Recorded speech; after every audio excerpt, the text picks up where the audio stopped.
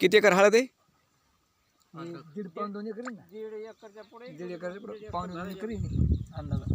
1.5 ते पाऊण 2 एकर. हो. हे कोणतं गाव आहे? पोखरी. पोखरी. तुमचं नाव गाव सांगा. सांगा सुद्धा तुझं. सांग ना तुझं. सांगा ना कोणी एक. सतीश बाबासाहेब बोंगाने. सतीश बाबासाहेब बोंगाने. बरं ह्याला काय काय वापरलं, म्हणजे कुठले प्रॉडक्ट वापरले तुम्ही? RPS हां 776. RPS 776. ही माहिती कोण दिली तुम्हाला? तुम्हीच दिली.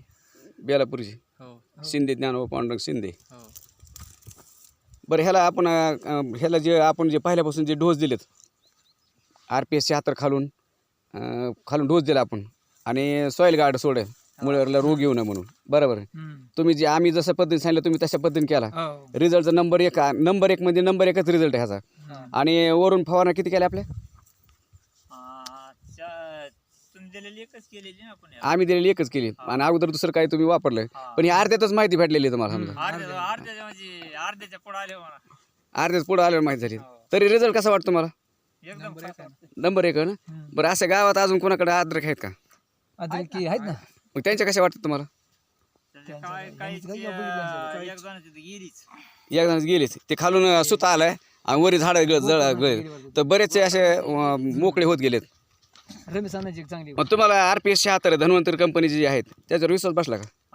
मग आता इथं पुढे तुम्ही वापरायला 100% वापरणार का, असं धरसोड करणार? नाही वापरायला. म्हणजे तुम्हाला कशामुळे वापरायचं? ते उत्पन्न वाढायमुळे. उत्पन्न वाढणार आहे ना.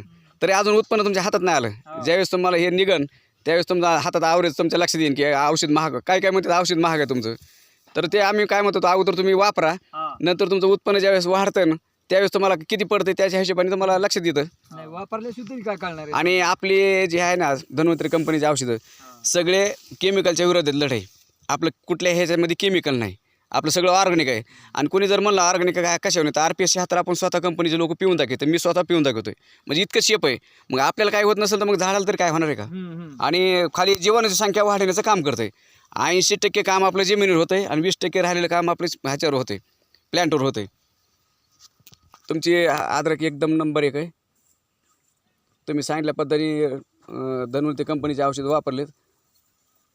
तर आज 1.5 एकरचा प्लॉट आहे.